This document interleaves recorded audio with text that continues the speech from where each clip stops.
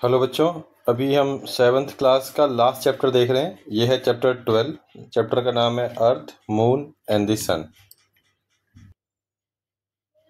तो जो पहला पार्ट है रोटेशन ऑफ द अर्थ, इसको अगर देखें तो हमें पता है कि सन जो है वो राइज होगा कब? ईस्ट में राइज होगा मॉर्निंग। अगर आप सुबह सुबह देखोगे 6-7 बजे के आसपास। और सेट कब हो जाएगा?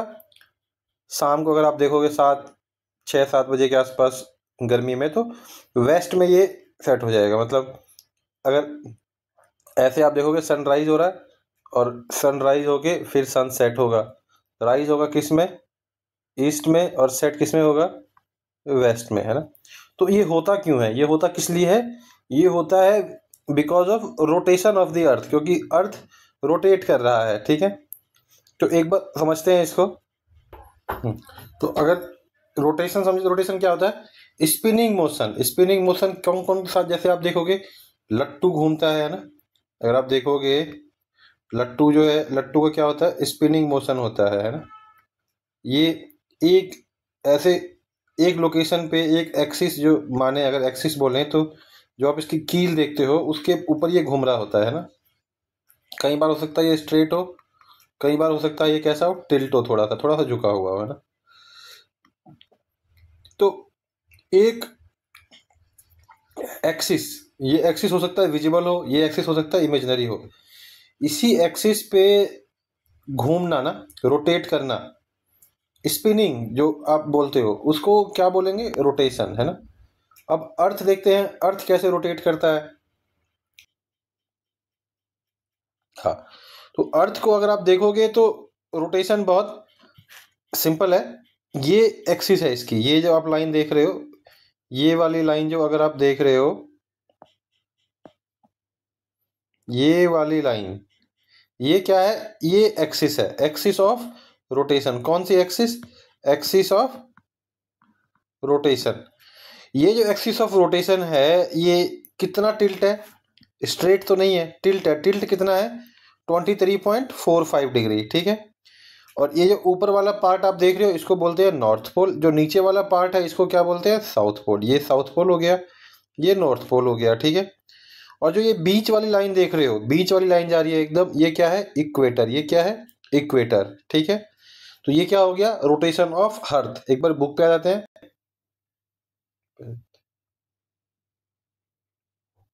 तो जैसे यहाँ पे आपको बताया गया है, एक एक्सपेरिमेंट दिया गया है, एक्टिविटी 12.1। इसमें क्या बोला है? आपको एक झूले पे डाला है, आपको घुमाया है, फिर बोला क्या है? जिस डायरेक्शन में आप घूम रहे होगे, दूसरा ऑब्जेक्ट आपको उसके अपोजिट डायरेक्शन में घूमता हुआ दिख रहा होगा, है ना।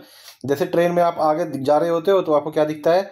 जो बाहर चीजें हैं वो कहाँ जा रही होती है? पीछे।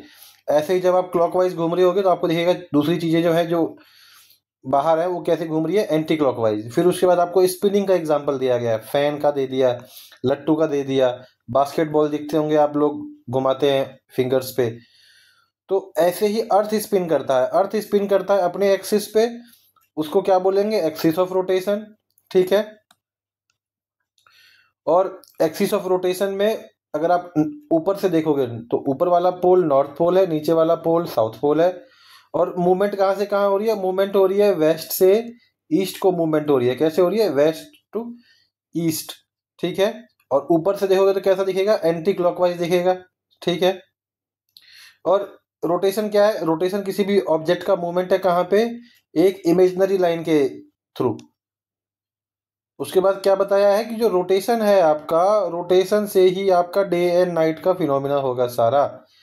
तो जो अर्थ का रोटेशन है फ्रॉम वेस्ट टू ईस्ट, इसी से क्या होता है? आपका पूरा डे नाइट साइकिल होता है। क्या होता है? पूरा डे नाइट साइकिल किससे होगा? जो अर्थ का रोटेशन है, कहाँ से कहाँ? वेस्ट से ईस्ट की तरफ। यहाँ पे फिर एक बारी जो आपको बताया गया है कि एक रोटेशन जो अर्थ करता है कितने में करता है? 24 आवर में। तो एग्जैक्टली 24 नहीं होता, वो कितना होता है? 23 hour 556 minute and 4.6 second and 4.1 second, sorry.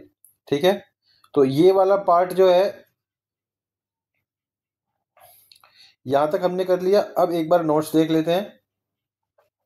तो अगर टॉप से देख रहे हैं तो अर्थ कैसे रोटेट करेगा, एंटी क्लॉकवाइज। एंटी क्लॉकवाइज का मतलब अगर ये आपका घड़ी है, ये हो गया आपका 12, 3, 6 है ना, और 9, तो ये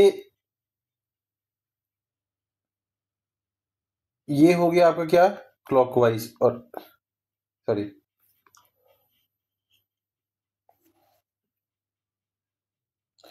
तो ये क्या हो गया, क्लॉकवाइज। और अर्थ कैसे रोटेट करता है, एंटी क्लॉकवाइज। अर्थ कैसे रोटेट करता है, एंटी क्लॉकवाइज। ठीक है, फिर क्या देखा था हमने, हमने देखा था earth completes one rotation in 23 minute, है ना, 23 minute, sorry 23 hour 56 minute and 4.1 second. ये आपको याद रखना है, किसी भी बड़े एग्जाम में आ सकता है ये। ठीक है,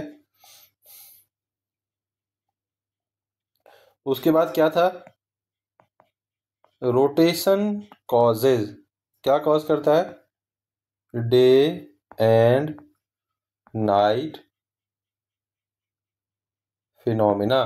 रोटेशन की वजह से ही जो आप day and night phenomena observe करते हो वो पॉसिबल हो पाता है। ठीक है, अब एक एक्टिविटी आपको बता रखी है कि अगर आप नॉर्थ पोल पे खड़े हो, कहाँ पे खड़े हो, नॉर्थ में, और बैक कहाँ है आपका, जो पीठ है वो कहाँ है, साउथ की तरफ। ये कहाँ है, जो पीठ है साउथ की तरफ, फेस कहाँ है, नॉर्थ की तरफ। ठीक है, तो और सन कहाँ है, आपके हेड पे है ना, सन एकदम टॉप पे है आपके। तो इसमें क्या बताया है कि अगर आप ऐसा देखोगे कि सुबह आप क्या देखोगे, सुबह देखोगे कि आपके हेड पे आ गया एकदम सन, है ना, बाई। तो अब आप अगर नॉर्थ फेस कर रहे हो, आपका बैक साउथ में है, तो मॉर्निंग में आप क्या देखोगे कि सन आ रहा है। सन किस साइड से आ रहा है, ईस्ट साइड से, है ना, सन कहाँ से आ रहा है, ईस्ट साइड से।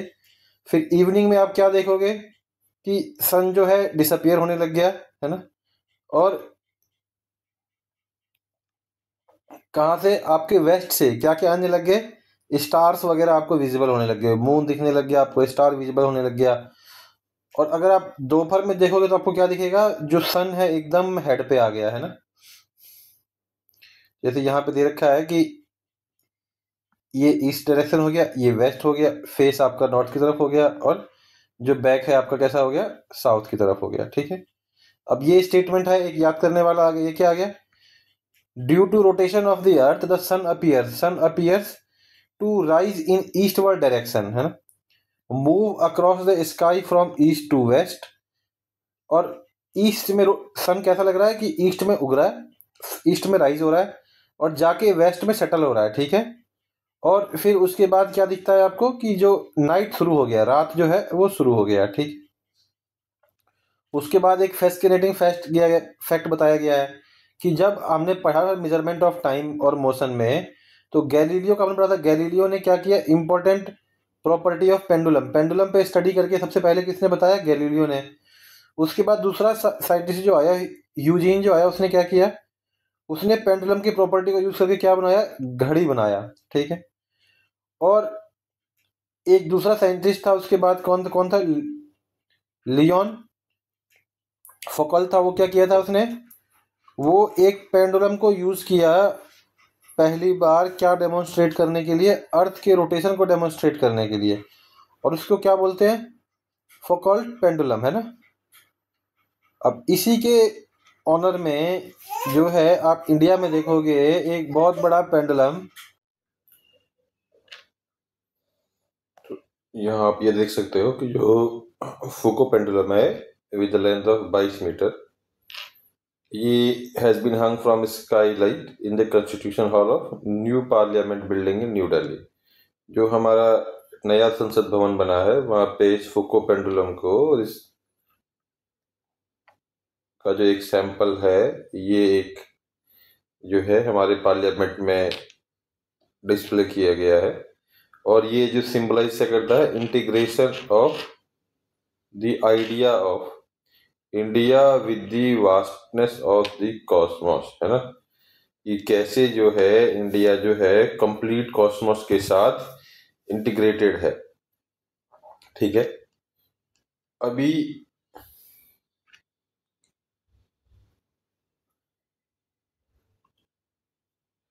ये कह रहा है कि जैसे आपने अ, ये दिखा है कि अर्थ रोटेट कर रहा है ना। तो अगर अर्थ रोटेट कर रहा है तो ऐसा नहीं होना चाहिए कि स्टार्स वगैरह भी स्काई में मूव करते हुए दिखने चाहिए। जैसे सन मूव करते हुए हमें दिखता है कि डे टाइम में देखते हैं कि हम सन ईस्ट में निकला, वेस्ट में जाके सेटल हो गया, है ना, जो नाइट का फिनोमिना है। तो जैसे हमें अर्थ दिख रहा है रोटेट करते हुए, क्या हमें स्टार्स भी दिखने चाहिए? तो इसका भी बोला गया है, यस, है ना, इंडीड एक्चुअली ये भी होता है। आप इसको कैसे चेक कर सकते हो? आप जब मतलब रात में कहीं क्लियर स्काई मतलब कि स्टार्स जो है क्लियर दिखने चाहिए। जैसे दिल्ली एनसीआर वगैरह में पोल्यूशन की वजह से उतने क्लियर दिखते नहीं है। तो आप दो स्टार्स को आइडेंटिफाई कर लो, है ना। एक जो है बिग डिपर, दैट इज सप्तऋषि, और एक जो पोल स्टार, दैट इज ध्रुव तारा, है ना। तो ये जैसे आपको विजिबल होगा, है ना, तो जब विजिबल होगा तो आप क्या देखोगे कि नॉर्थ वेस्ट में आपको विजिबल होगा कब? 5 AM को, है ना। और जब आप देखोगे धीरे धीरे धीरे धीरे 5 AM के बाद से जब आप इसको देखोगे, it will look you moving, है ना, from north west direction to north east direction. और जब आप 7 PM में देखोगे इसको, तो 7 PM में कैसे दिखेगा आपको? ये सेटल होता हुआ दिखेगा, है ना। तो ये देखोगे 1 2 3 4 5 6 7, ये सप्तऋषि है। सप्तऋषि अगर आपने सुबह देखा 5 बजे, फिर 2 घंटे पहले उसकी कंडीशन देखते हैं आप सुबह 3 बजे, फिर उससे पहले कंडीशन देखते हैं आप उसकी 1 बजे, है ना, 1 बजे सुबह, फिर उसके बाद देखते हैं आप रात को 11 बजे, फिर उसके बाद देखते हैं आप रात को 9 बजे, फिर देखते हैं शाम को 7 बजे। तो आपको जब इसको आप प्लॉट करते हैं तो आपको ऐसा कुछ दिखता, सिनेरियो चेंज होता होगा। ठीक है,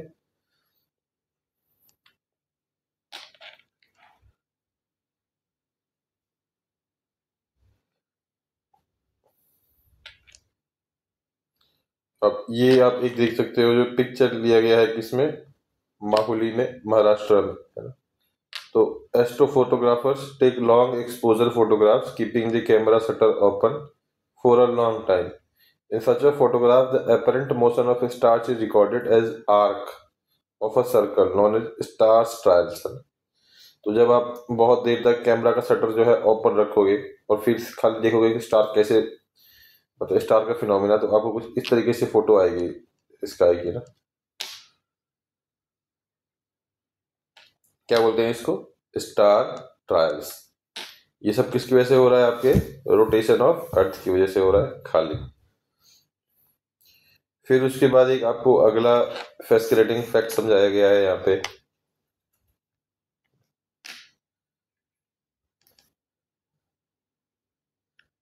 तो इसमें क्या बताया गया है कि ancient Indian astronomers including Aryabhatta had also noticed the daily apparent motion of the celestial objects such as sun, moon, planet, and stars. Aryabhatta was famous mathematician and astronomer of ancient India who wrote an important treatise. क्या? Aryabhatta Aryabhatiya around the 5th century में आर्यभट्टा ने जो भी celestial objects हैं, sun, moon, planet and stars, इनको study करके, है ना, एक इंपॉर्टेंट ट्रीटाइज लिखा था, दैट इज आर्यभट्टिया नाम दिया गया उसको। ये 5th सेंचुरी के आसपास लिखा गया है ना। The apparent motion of the stars due to rotation of earth is explained in verse 9, है ना, गोलपद आर भटिया, है ना।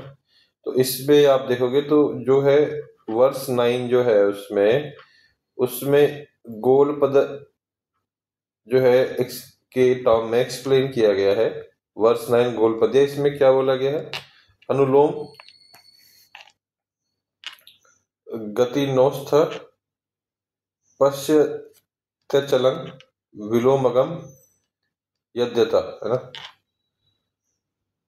अचलानि भानि तद्वत सम पश्चिमगानि, है ना, लड़क्याम। तो इसका क्या मतलब है कि just a man in a boat moving forward sees stationary object as moving backward. जैसे एक आदमी बोट में बैठा हुआ जब आगे जाता है तो उसको लगता है कि जो ऑब्जेक्ट स्टेशनरी है, जो मूव नहीं हो रहा, जैसे कि अगर ये रिवर है और इसमें अगर एक आदमी बोट लेके ट्रेवल कर रहा है, तो रिवर साइड में अगर एक ट्री है ना, एक रिवर साइड में अगर एक ट्री है, तो जब ये आगे जाएगा तो इसको ट्री अपोजिट डायरेक्शन में मूव करता हुआ दिखेगा, ठीक है। तो ऐसे ही स्टार्स ऐसे ही दिखते हैं by the people of Lanka as moving forward the west. ऐसे ही जो लंका एरिया में जो लोग रहते हैं उनको स्टार्स कैसा दिखता है? मूविंग टुवर्ड्स, कहाँ? वेस्ट की तरफ मूव करता हुआ दिखता है, ठीक है। और Aryabhatta stated value for time taken by the earth to complete one full rotation about its axis is around 23 hour 56 minute and 4.1 second, है ना। और ये वैल्यू जो है अभी अगर आप देखोगे तो मतलब अभी जो एक्चुअल वैल्यू है, उस टाइम पे आर्यभट्टा जी ने एस्टिमेट किया था कि कितना टाइम लगता है अर्थ को एक रोटेशन कंप्लीट करने में, और वही टाइम आज के टाइम में अगर आप देखोगे तो उससे बहुत ही ज्यादा क्लोज है ना।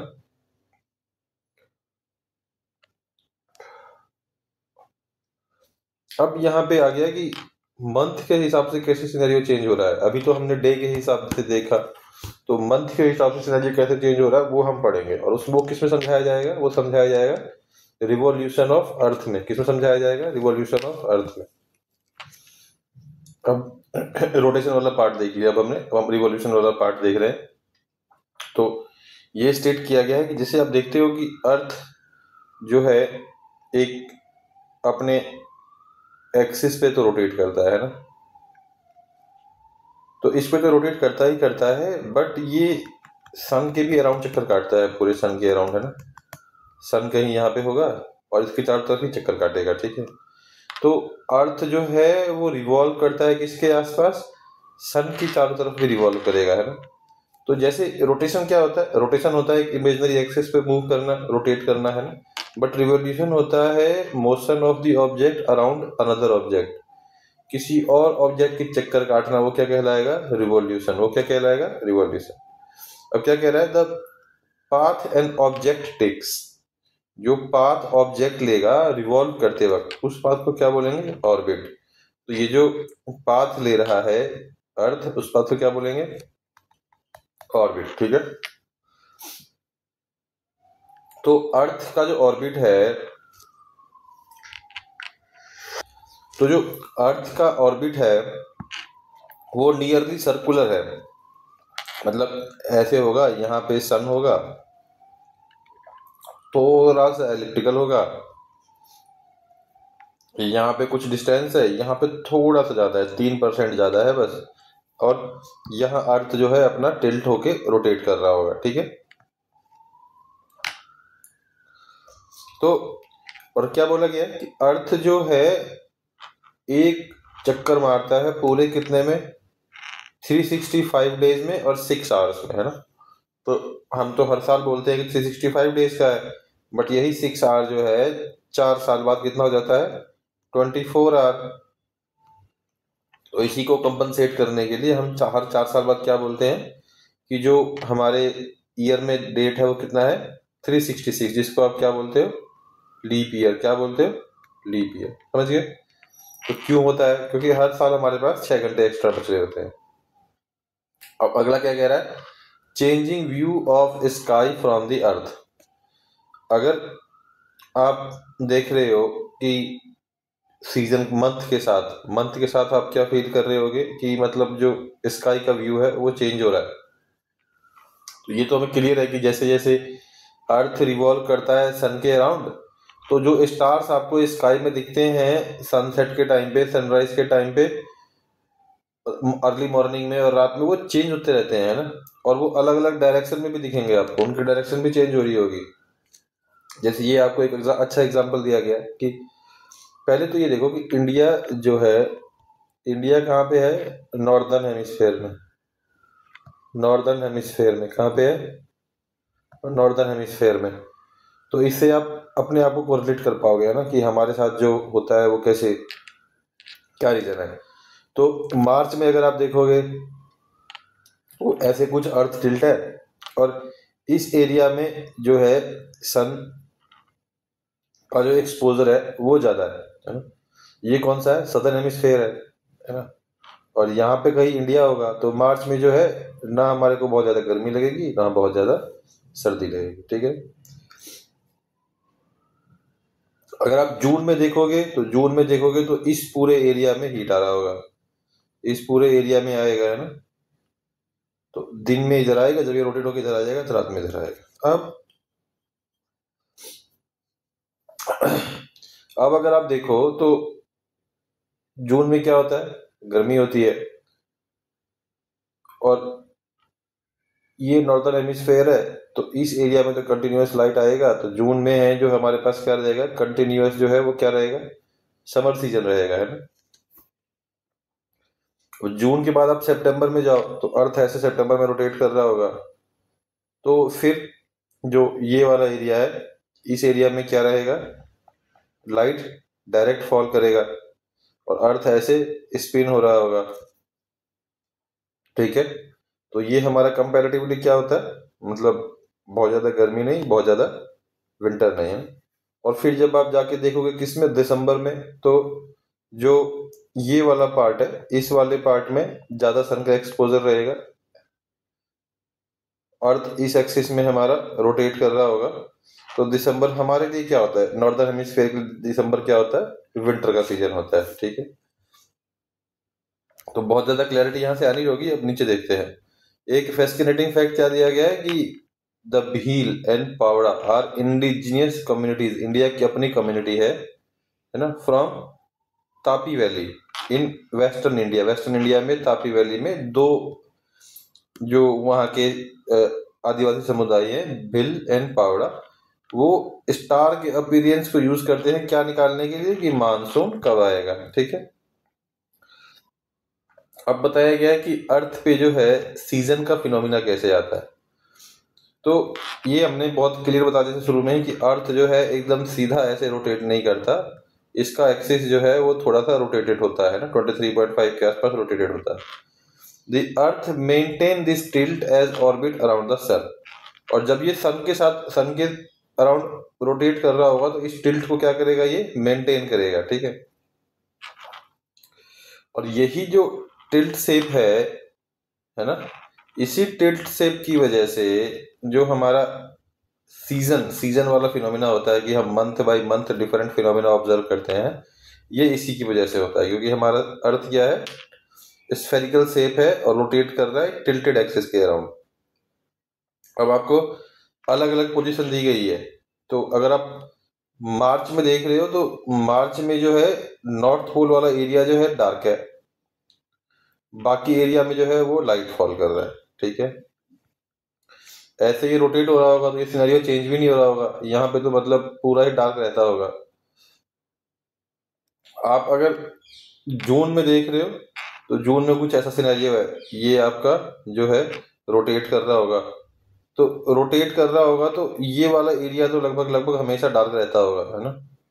ये वाला एरिया हमेशा डार्क रहता होगा, ये वाला एरिया हमेशा के लिए कैसा रहता होगा, लाइट रहता होगा। और ये वाला एरिया जो है जब ये रोटेट कर रहा होगा तो ये तो वहीं पे है, फिक्स है, ये भी फिक्स है। तो यहाँ पे क्या रहेगा, दिन ही रहेगा, यहाँ पे क्या रहेगा, रात ही रहेगी। और इस एरिया में जो है वो फिनोमिना चेंज होता रहेगा, है ना। एक बार खुद आप सोच सकते हो इसको अच्छे से, क्योंकि जब आप इसको फिक्स करके रोटेट करोगे तो इनकी पोजीशन तो चेंज नहीं होगी, जितना लाइट इस पे फॉल कर रहा होगा उतना करेगा, जितना लाइट इस पे फॉल कर रहा है उतना करेगा। मतलब इस एरिया में हमेशा रात, इस एरिया में हमेशा दिन।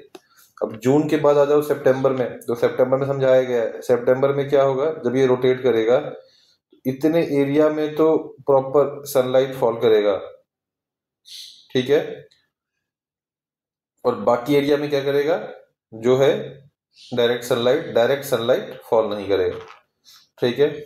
और जब आप दिसंबर में जाओगे तो जो सनलाइट है वो ईस्ट वाले एरिया में तो फॉल ही नहीं करेगा, मतलब, और ईस्ट वाले एरिया में हरदम फॉल करेगा 24 आवर। और इन एरियाज में क्या हो रहा होगा, चेंज हो रहा होगा कि दिन में आ रहा है, रात में नहीं आ रहा है। ठीक है।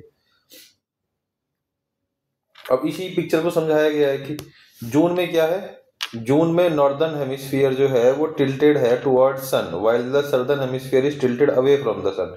तो ये जून का महीना है, नॉर्दर्न जो है सन की तरफ है, और ये जो है सदर्न जो है वो जून से मतलब सन से दूर है। अब or a given amount of sun rays are spread in a smaller area in the northern hemisphere as compared to the southern hemisphere due to spherical shape of the earth's surface, so the area is heated more। तो जून में क्या कह रहा है कि ये जो, अगर ये देखें, ये लाइन है इक्वेटर लाइन जो दो पार्ट में डिवाइड करती है,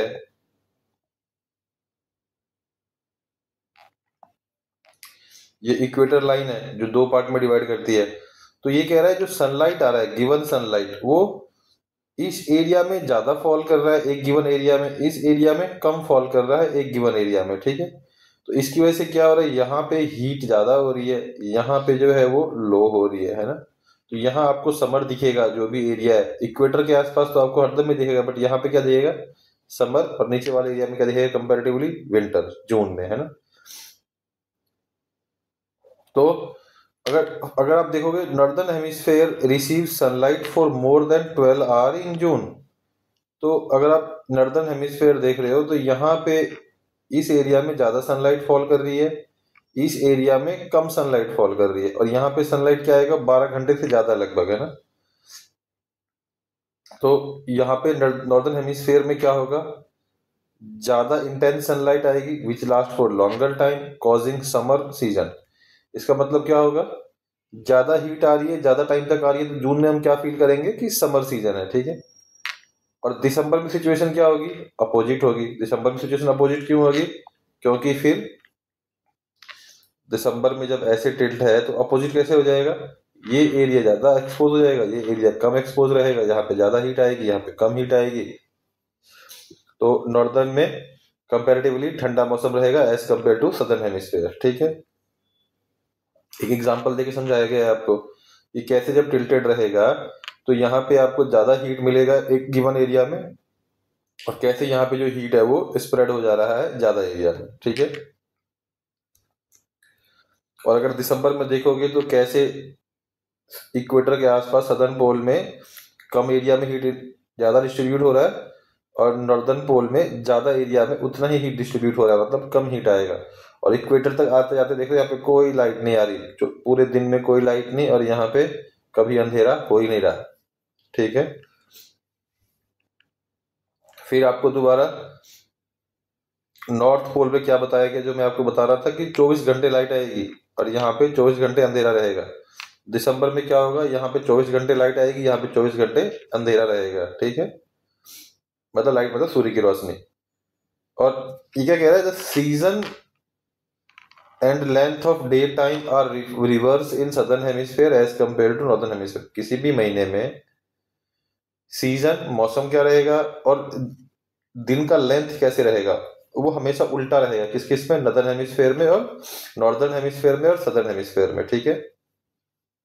तो उसके बाद एक कॉन्सेप्ट बताया गया है कि दो रीजन है जिसकी वजह से आपको सीजन एक्सप्लेन अगर किया गया है तो वो दोनों रीजन गलत है। पहला कि अगर ऐसा नहीं है कि नॉर्दर्न हेमिस्फेयर जो है वो टिल्ट हो रखा है टुवर्ड द सन, तो इसका मतलब ये नहीं है कि ये क्लोजर टू सन है ना। ये अगर मैं यहाँ पे देखूं कि ये टिल्ट हो रखा है तो कोई बोलेगा भाई ये तो नजदीक है, ये दूर है, तो ऐसा नहीं है ना। और दूसरा क्या है, द ऑर्बिट ऑफ अर्थ जो है वो ओवल शेप में है, तो ये अलग अलग डिस्टेंस आता है अलग अलग टाइम पे, कि मतलब जैसे ये आप देखोगे तो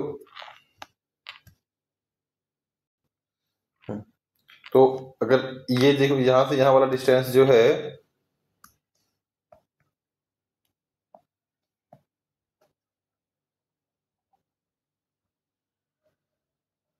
तो क्या कह रहा है कि जो यहाँ से यहाँ वाला डिस्टेंस है ये लेस है, और यहाँ से यहाँ वाला जो डिस्टेंस है ये मोर बाई 3%। तो वो लोग बोलेंगे कि भाई देखो जून में तो ज़्यादा दूर है, तो बजाय उल्टा इस एरिया में जून में ठंडा होना चाहिए, और दिसंबर में ये कम है तो बजाय दिसंबर में ये एरिया ठंडा मतलब ये गर्म होना चाहिए। बट ऐसा नहीं है ना, ये कॉन्सेप्ट फॉलो नहीं करता है।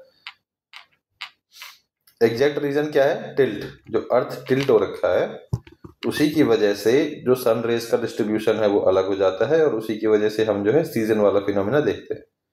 ठीक है, और अच्छे से अगर देखें तो नॉर्दर्न हेमिस्फेयर मतलब जिस एरिया में हम रहते हैं, है ना, जो एशिया वाला पूरा रीजन है, इसमें लॉन्गेस्ट डे, दिन सबसे ज्यादा बड़ा होगा कब? 21 जून को। कब होगा? 21 जून को। इसको क्या बोलते हैं? समर, है ना, सोल्स्टाइस। क्या बोलते हैं? Summer solstice. उसके बाद क्या होगा? After the summer solstice the duration of day become shorter while that of night become longer. उसके बाद क्या होगा? दिन छोटा होता जाएगा, रात बड़ी होती जाएगी, दिन छोटा होता जाएगा, रात बड़ी हो जाएगी, है ना। और जब shortest day and longest night कब होगा? 22 दिसंबर को। ये आप एक्चुअल में फील कर सकते हो। अगर आप 22 दिसंबर को देखोगे तो आपको दिखेगा कि दिन छोटा है और रात जो है वो बड़ी हो गई है। सो क्या बोलेंगे? विंटर सोल्स्टाइस बोलेंगे। 21 मार्च और 23 सितंबर को डे टाइम 12 घंटे का, मतलब दिन और रात बराबर। इसको क्या बोलेंगे? इक्विनॉक्स। क्या बोलेंगे? इक्विनॉक्स। तो जो मार्च में आएगा उसको क्या बोलेंगे? Spring equinox. जो सितंबर में आएगा उसको क्या बोलेंगे? Autumn equinox. ठीक। अब नॉर्थ पोल में एक बताया गया है कि नॉर्थ पोल में अगर जाएं एकदम पोल पे तो sunrise in east direction of the equinox day 21 मार्च, है ना। इक्विनॉक्स डे 21 तारीख को नॉर्थ पोल में सनराइज होगा और कंटिन्यूसली वहां रहेगा कितने दिन तक? 6 महीने तक, मतलब 6 महीने तक दिन ही रहेगा वहां पे। और सनसेट कब करेगा? 22 सितंबर तक। और ऐसा अपोजिट इसका क्या होगा? साउथ पोल में, मतलब नॉर्थ पोल में और साउथ पोल में एकदम पोल पे अगर आप देखोगे तो 6 महीने दिन 6 महीने रात। ठीक है। तो इक्वेटर, इक्वेटर में हमेशा क्या होता है? 12 घंटे का सनलाइट है एंड 12 घंटे की डार्कनेस। इक्वेटर कौन सी लाइन हो गई? तो अगर मैं आपको समझाऊं, इक्वेटर हो गई ये वाली लाइन जो एकदम बीच से आपकी जा रही है ना, ये वाली लाइन जो है ये इक्वेटर है ना।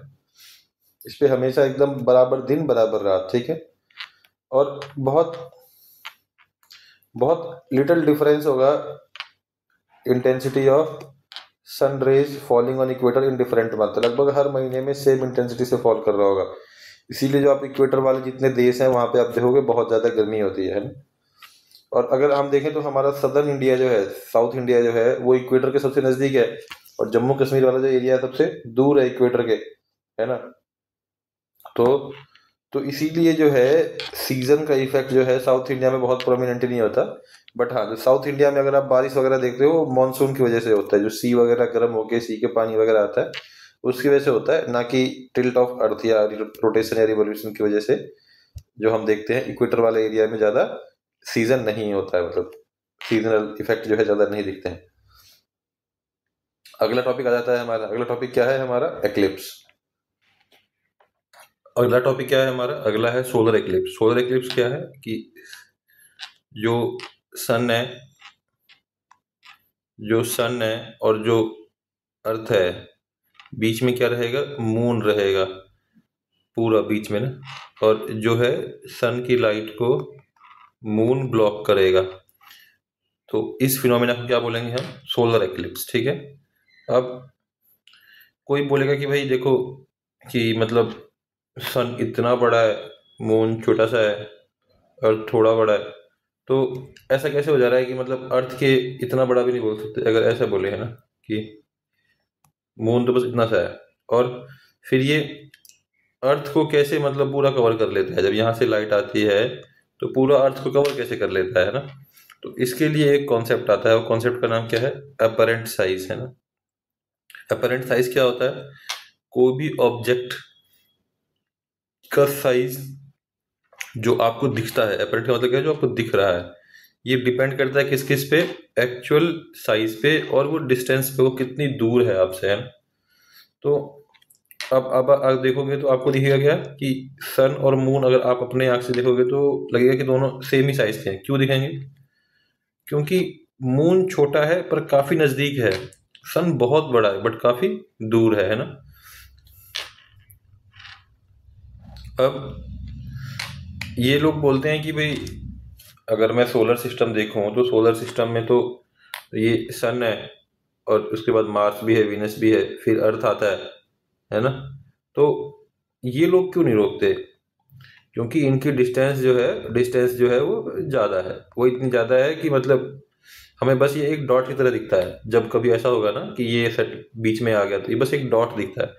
तो इस डॉट को क्या बोलते हैं? ट्रांजिट ऑफ वीनस है ना। इस इवेंट को भी एक रेयर इवेंट मतलब इंपॉर्टेंट इवेंट माना जाता है, ठीक है। हाँ, तो जब बट ऐसा होगा ना कि सन की लाइट आ रही है, मून पे फॉल कर रही है, एक एरिया पे तो मून ने पूरा ही ब्लॉक कर दिया बट बाकी एरिया पे क्या कर दिया, थोड़ा सा डार्कर कर दिया। तो इस चीज को क्या बोलते हैं? इस चीज को हम बोलते हैं टोटल सोलर एक्लिप्स है। और जिस एरिया में पार्शियल ब्लॉक किया है उस एरिया में क्या बोलेंगे? पार्शियल सोलर एक्लिप्स है ना।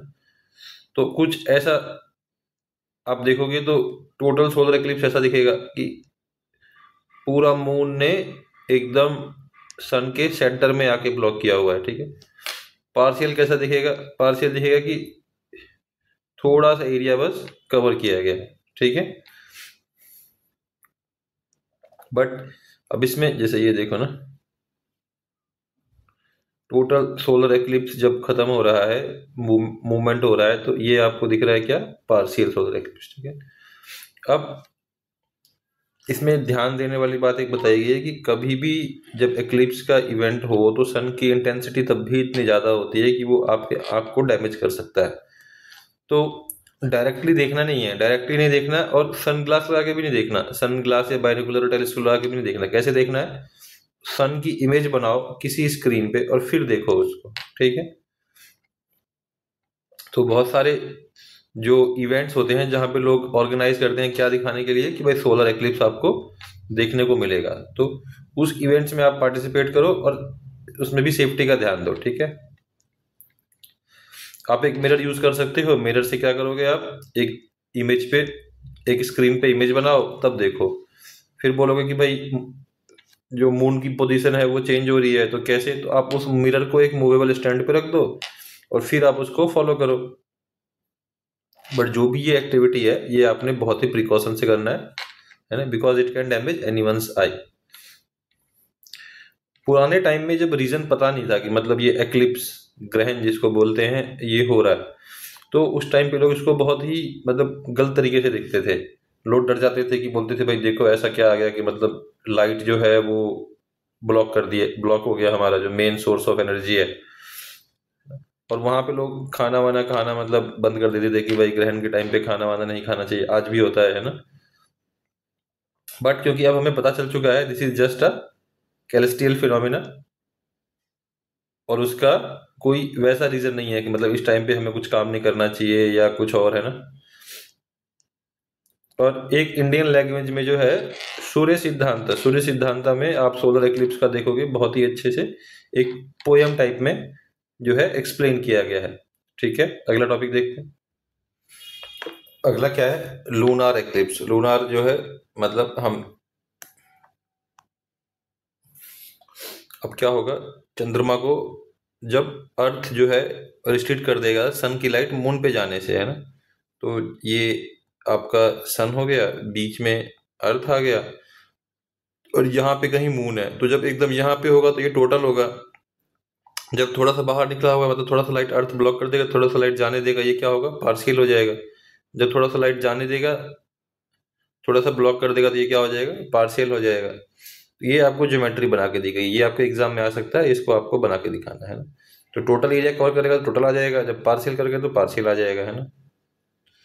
और फिर एक आपको इन्फॉर्मेशन दी गई है, स्टेलेरियम ऐप है, इसको यूज करके आप देख सकते हो कि कब जो है सोलर एक्लिप्स आने वाला है, कब लूनार एक्लिप्स आने वाला है, ठीक है। एक फैसिनेटिंग फैक्ट दिया गया है कि कोडी कनाल सोलर ऑब्जर्वेटरी बनाया गया है ना। कहाँ पे? पलानी रेंज में, सदर्न इंडिया में, है ना। 1899 में एस्टेब्लिश हुआ और 100 साल से जो है हम इसमें क्या कर रहे हैं, सन का डेटा जो है ऑब्जर्व कर रहे हैं। किसने किया है? Indian institute of astrophysics department इसको मॉनिटर करता है और इसका हेडक्वार्टर कहाँ पे है? बेंगलुरु में। ठीक है। उसके बाद एक साइंटिस्ट के बारे में आपको बताया गया है, के वायनी बापू, है ना। तो इसमें क्या है कि इन्होंने काफी रिसर्च किया और दो मेन जगह पे इन्होंने टेलीस्कोप एस्टेब्लिश करने में हेल्प करी, लीड किया। जैसे telescope at Manora peak near Nainital, Uttarakhand में है ये, और कवालूर रेंज तमिलनाडु में, है ना। तो कवालूर वाला जो है ये इन्हीं के नाम पे रखा गया है, इनको रिस्पेक्ट देने के लिए, है ना। और इवन इन्होंने एक कॉमेट का डिस्कवर किया था अपने स्टडी के टाइम पे। ठीक है, ये आपके चैप्टर का लास्ट टॉपिक है। अब फटाफट एक बार समरी देख लेते हैं। तो अगर 2 मिनट में अगर फटाफट इसकी समरी देखें तो हमने पहले तो ये देख लिया फट कि जो रोटेशन ऑफ अर्थ है, अर्थ रोटेट कर रहा है अपनी एक्सिस पे एक टिल्टेड एंगल पे, टिल्टेड एंगल है 23.45, है ना। और उसके बाद नॉर्थ ऊपर से देखोगे तो कैसा लगेगा? एंटी क्लॉकवाइज में घूम रहा है ना। और एक रोटेशन लगभग कितने में करता है? 23 आवर 56 मिनट एंड 4.1 सेकंड। ये आर्यभट्ट ने एस्टिमेट किया था और एक्चुअल से बहुत क्लोज है। रोटेशन की वजह से डेज एंड नाइट फिनोमिना होती है, रोटेशन की वजह से ही सीजन होता है। और रिवॉल्यूशन क्या होता है? एक ऑब्जेक्ट के अराउंड मूव करना। और जो पाथ फॉलो कर रहा है उस पाथ को क्या बोलेंगे? ऑर्बिट। अर्थ पूरा ऑर्बिट जो है सन के अराउंड कितने में कवर कर लेगा? 365 डेज एंड 6 आवर। ये जो 6 घंटे बचे इसकी वजह से क्या होगा? Leap year. 4 साल बाद ये 24 घंटे बन जाएंगे, यानी एक दिन ऐड हो जाएगा। समर सॉल्स्टिस क्या है? जून 21। विंटर क्या है? दिसंबर 22। इक्विनॉक्स क्या है? 21 मार्च एंड 23 सितंबर। सोलर एक्लिप्स क्या है? जब सन और अर्थ के बीच में मून आ जाए। लूनर एक्लिप्स क्या है? जब सन और मून के बीच में अर्थ आ जाए, है ना। तो यहाँ पे आपका चैप्टर का समरी हो गया खत्म। तो यहाँ पे एक ये लास्ट चैप्टर हमारा कॉन्सेप्ट पार्ट खत्म हो गया। So thank you for watching complete video. Please like and subscribe. अगर आप हमें और सपोर्ट करना चाहते हो तो you can support us by giving donation on mentioned UPI. यहाँ पे हमने अपना ईमेल आईडी और टेलीग्राम लिंक डाला है। अगर आप हमसे कोई कम्युनिकेशन करना है तो you can connect with us. So thank you for watching complete video.